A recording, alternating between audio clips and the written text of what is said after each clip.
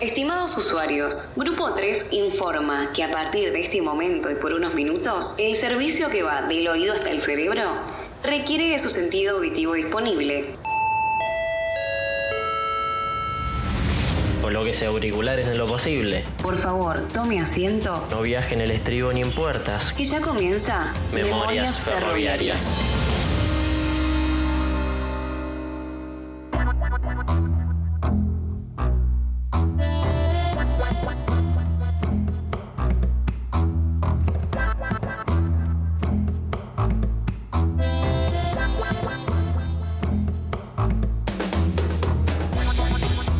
Siendo contemporáneos en la pandemia del COVID-19, es una buena oportunidad para hablar sobre la historia de las epidemias en el mundo, pero particularmente en la Argentina, y conocer el vínculo que tuvieron con los ferrocarriles.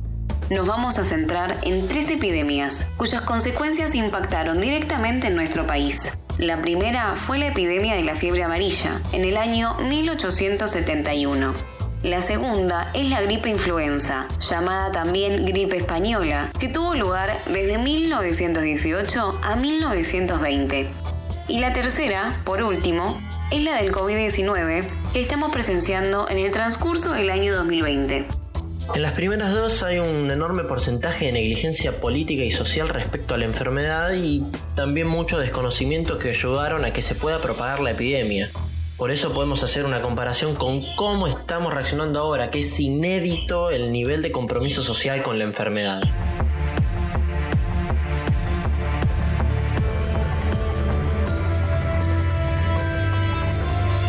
Cuando ocurre la epidemia de la fiebre amarilla en Buenos Aires, en el año 1871, se desconocía que su método de contagio era por medio del mosquito Aedes aegypti. Al principio, el gobierno de la época intentó ocultarla porque estábamos en carnaval, pero esta decisión fue letal.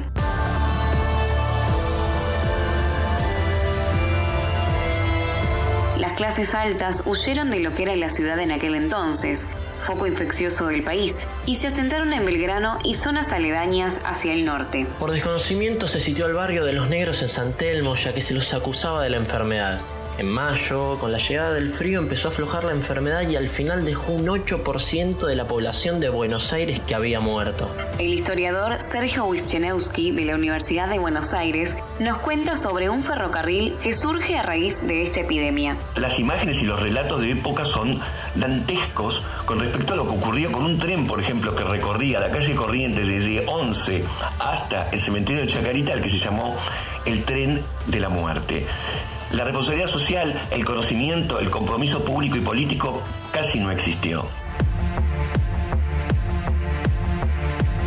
En 1918 se veía venir la gripe de la influenza, ya que estaba ocurriendo en Europa, pero la única medida que se tomó fue tener un poco de control en el puerto de Buenos Aires. En aquella época, la red ferroviaria de la República Argentina estaba muy desarrollada hacia todos los puntos cardinales.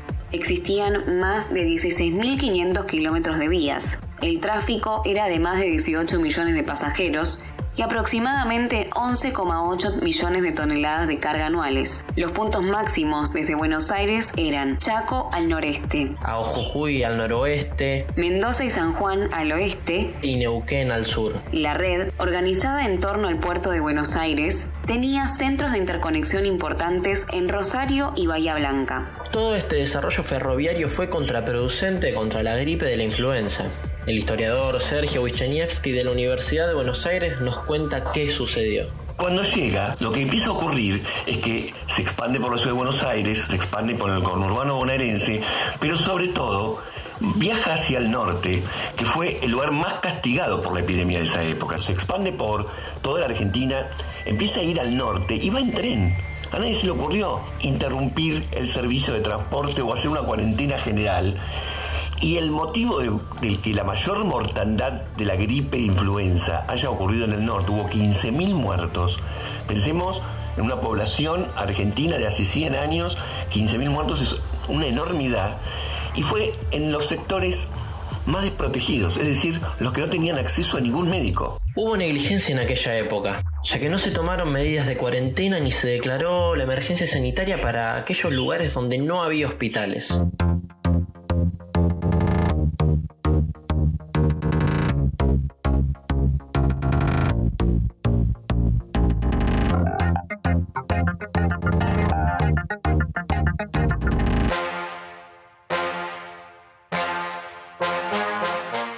Desde aquellos años llegamos al año 2020 y en la pandemia del COVID-19, el transporte público en el área metropolitana de Buenos Aires tiene restricciones para circular. Solamente se puede utilizar para trabajadores esenciales y exceptuados. Los trabajadores ferroviarios limpian las formaciones. Las terminales ferroviarias tomaron un rol fundamental para estudios epidemiológicos sobre el virus. Se mide la temperatura de los pasajeros mientras transitan. Control de permisos por parte de las fuerzas de seguridad. Para el ingreso a la ciudad de Buenos Aires en las principales terminales. Cierre de estaciones de bajo flujo de usuarios. Y cambió el modo de viajar con menos cantidad de pasajeros y hasta teniendo que reservar un asiento para horarios pico.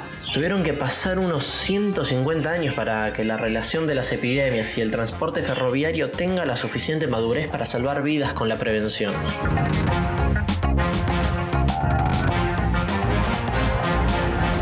Hasta la próxima estación. Para más Memorias ferroviarias.